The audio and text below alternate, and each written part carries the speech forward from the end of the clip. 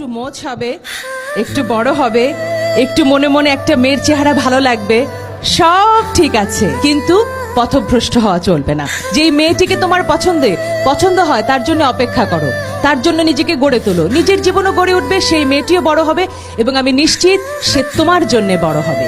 আমরা এখন কোন স্কুলে আছি? আজ অন্তত পক্ষে এখানে যারা বসে আছো তারা নিশ্চয়ই সময়ের আগে বিয়ে করবে না। 18 বছরের আগে বিয়ে করতে চায় কে কে? আর যদি বাবা একটু জোর করে কি করবে?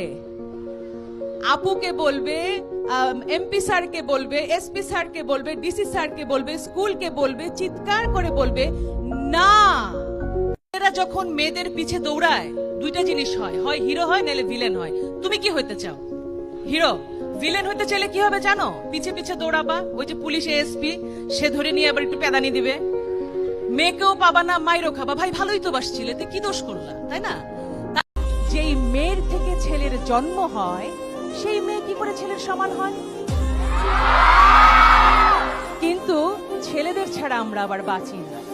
50-50 বাবা লাগবে না এমন কে কে আছে? একটা ভাই চাই না আমার, কে কে আছে?